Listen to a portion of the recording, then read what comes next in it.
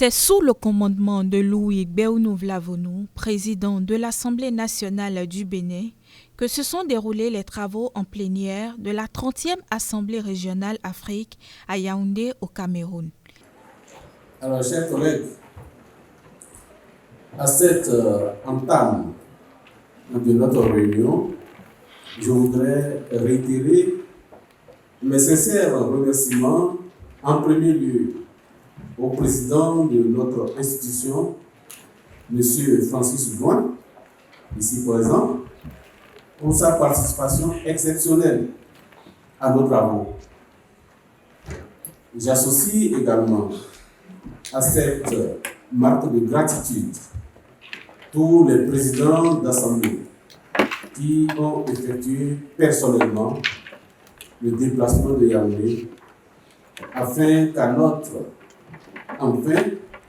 à notre délégué général, M.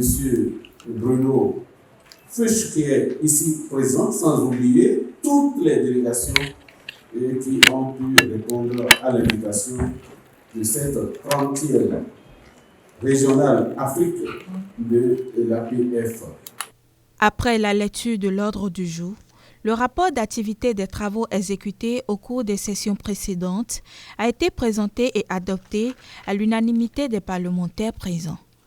En effet, au titre du mouvement des sections, le bureau a été informé de la demande de passage au statut de section membre du Conseil général d'Andorre, anciennement section associée, ainsi que des demandes d'adhésion de l'Assemblée nationale d'Angola en qualité de section membre, de la Chambre des représentants de Chypre en qualité de section associée et de l'Assemblée législative de Pondichéry, Inde, en qualité d'observateur.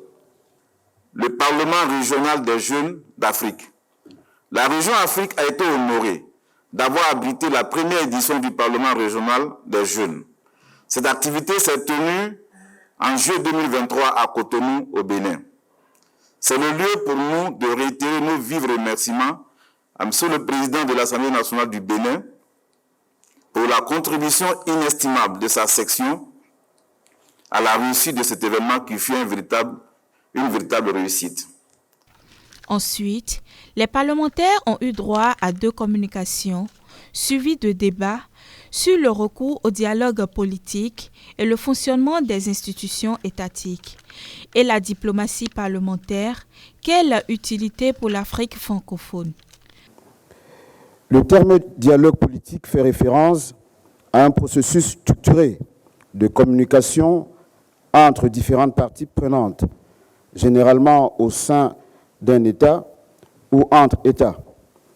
Le dialogue politique est un outil essentiel pour la gestion des affaires publiques, la promotion de la démocratie et la résolution des conflits.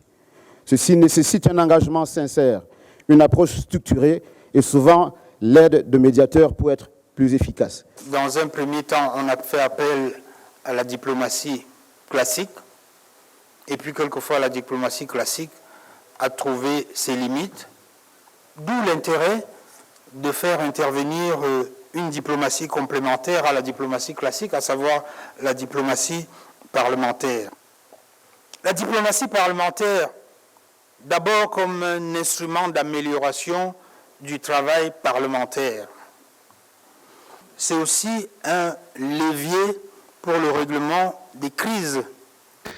Je crois que pour tout dialogue politique ou pour toute médiation qu'on veut faire, le choix des médiateurs ou des animateurs d'un dialogue est fondamental. Lorsque vous choisissez quelqu'un non accepté, le dialogue est déjà compromis, quel que soit ce que vous voulez faire. Il nous faut une diplomatie parlementaire et que le gouvernement, l'exécutif, ne voit pas le parlementaire comme un concurrent. Au contraire, c'est notre apport, c'est un autre soutien. La diplomatie, quand on parle de la diplomatie parlementaire, on devrait même commencer à théoriser en disant, et je pense que vous, les professeurs, les scientifiques, devrez commencer à réfléchir dans ça pour que demain, qu'on dise que tel ou tel professeur a sorti le concept de la diplomatie parlementaire. La fin des travaux a été clôturée par un dîner de gala offert aux participants.